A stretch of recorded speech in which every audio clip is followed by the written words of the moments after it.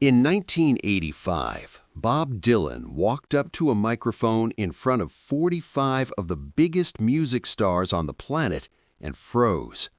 He took off his headphones.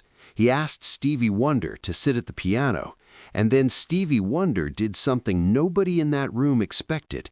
He opened his mouth and sang in Bob Dylan's voice. Dylan smiled, and the room exhaled. The sign on the door of A&M Recording Studios on the night of January 28, 1985, read, "Please check your egos at the door."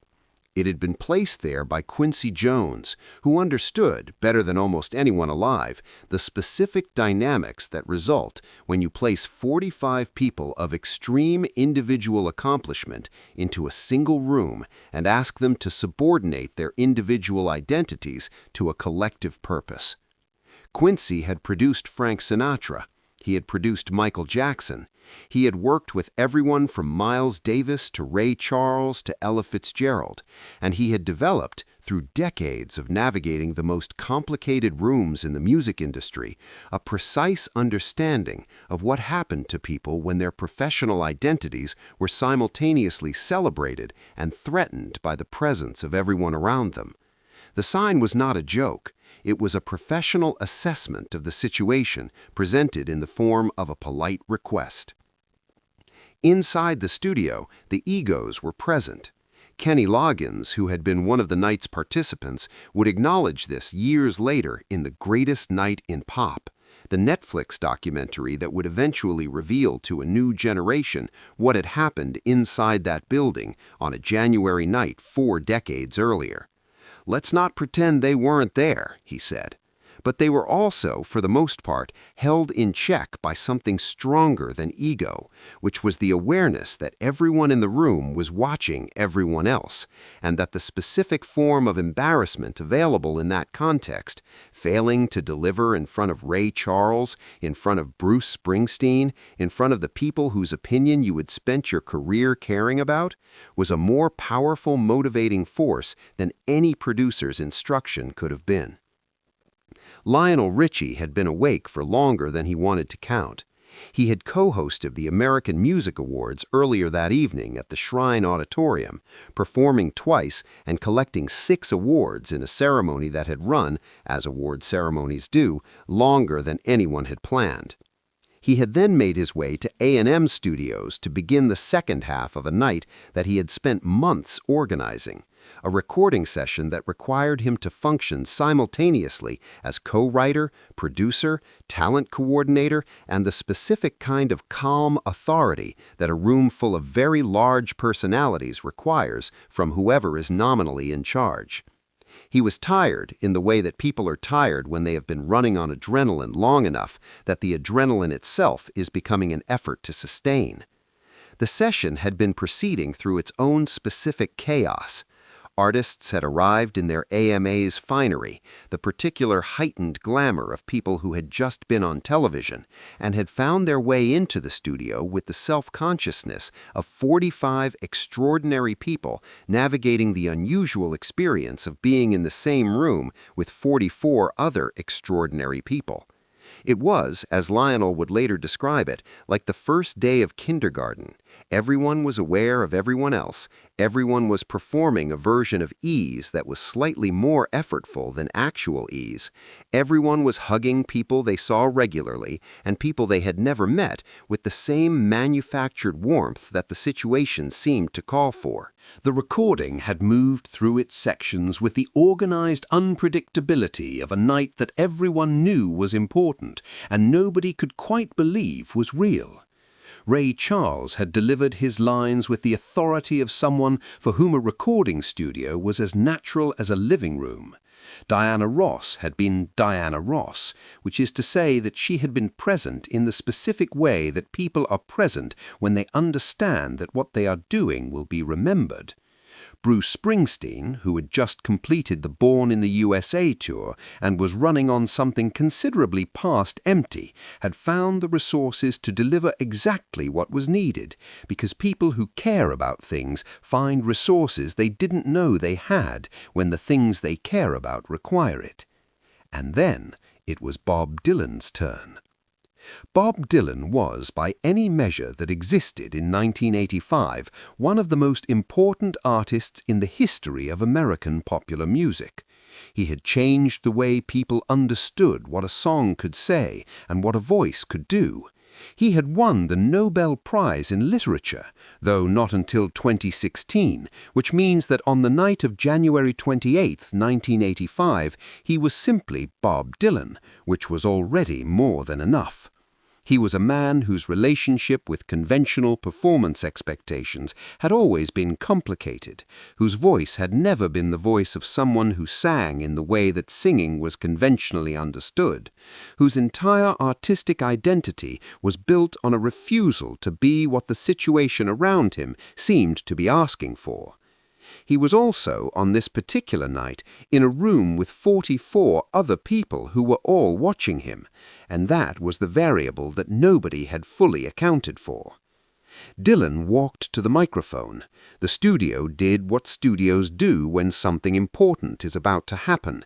It became very quiet, in the particular way of a space where 45 people are all simultaneously trying not to make noise. Dylan put on the headphones. He stood at the microphone in the way that he stood everywhere, which was with the specific physical presence of someone who has spent 60 years being exactly who he is and has no particular interest in being anyone else. The track began to play through the monitors.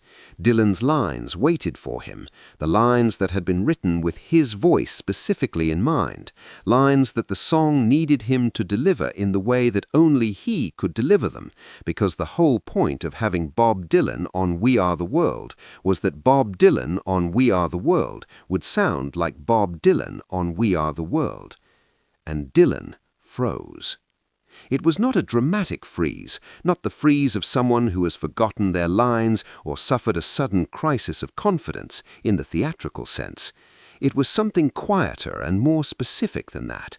He was standing at the microphone with the headphones on and the track playing, and something about the situation, the room, the people, the particular combination of pressure and expectation and the awareness of being watched by 44 of his peers had created a condition in which the thing he was supposed to do was not immediately accessible. He took off the headphones. He held them in his hand. He looked at the piano. He looked at Stevie Wonder. Stevie Wonder had arrived at the session with his own history. He had been one of the people Lionel had wanted to involve in writing the song from the beginning, had called him repeatedly in the weeks before the session with the specific optimism of someone who believes that if they keep calling, the call will eventually be returned. Stevie had not returned the calls. He had arrived at the demo session to find the song already written, which had surprised him, and had then spent some time suggesting modifications that the rest of the team had managed, with varying degrees of diplomacy, to navigate around. He was present that night with the particular energy of someone who has a lot to contribute and is looking for the right moment to contribute it. When Dylan looked at him, he found it. Dylan asked Stevie if he could play the song for him on the piano, just the melody, just to give him something to sing against that was present in the room rather than coming through the monitors. It was a reasonable request, the kind of adjustment that session musicians make constantly when a performer needs a different relationship with the music they are trying to inhabit. Stevie sat at the piano. He began to play the relevant section of We Are the World, the part that carried Dylan's lines, the melody that Dylan was supposed to be delivering.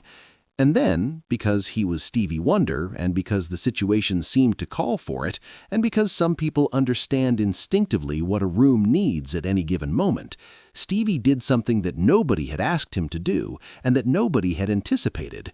He opened his mouth and sang the lines, not in his own voice, but in Bob Dylan's voice.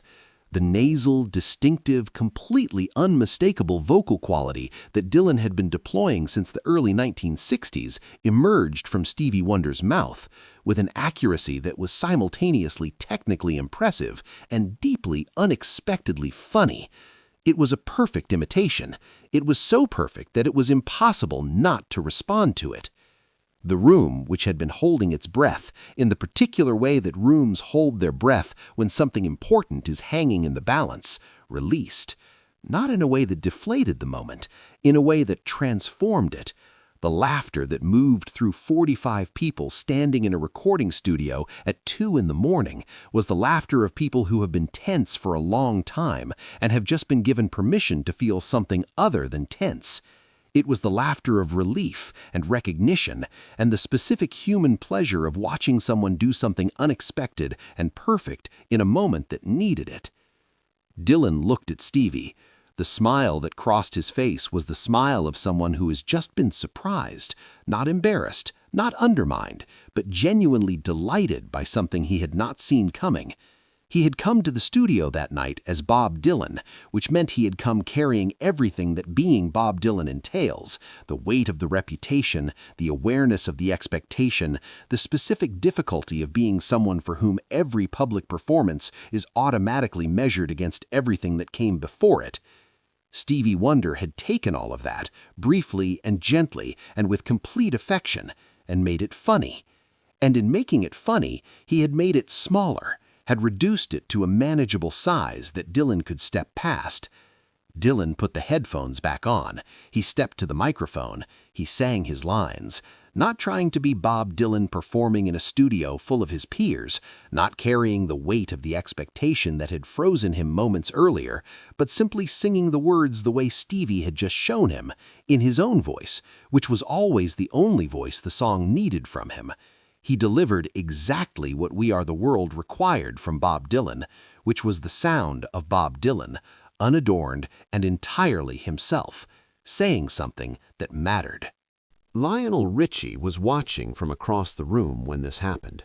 He had been watching the whole night with the particular vigilance of someone who has organized something enormous and is acutely aware of every moment at which it could go wrong.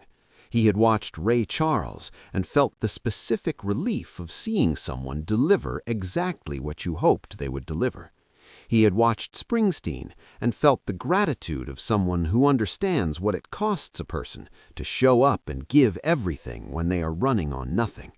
He had watched the room accumulate the energy of a night that was simultaneously exhausting and extraordinary, and he had been managing that energy with the quiet attention that the situation required. When Dylan smiled, when the specific, unexpected, completely genuine smile crossed Dylan's face in response to Stevie's imitation, Lionel felt something that he would later describe as the moment he knew. Not knew that the recording was going well, or knew that the song would be a success, or knew that the money would be raised and the cause would be served. Knew that the night had become what it needed to be. That 45 people who had walked into a studio carrying their individual histories and their individual egos and their individual relationships with the impossibly complicated business of making music in public had, somewhere in the hours since the sign on the door, actually become something together. A room, not a collection of individuals. A collaboration, not a competition. By 7 o'clock in the morning, they would be a family. But it started for Lionel with Dylan's smile. We Are the World was released on March 7, 1985. It sold 20 million copies. It raised over $60 million for African famine relief. It won the Grammy Award for Song of the Year and Record of the Year. It was the first single ever to be certified multi-platinum.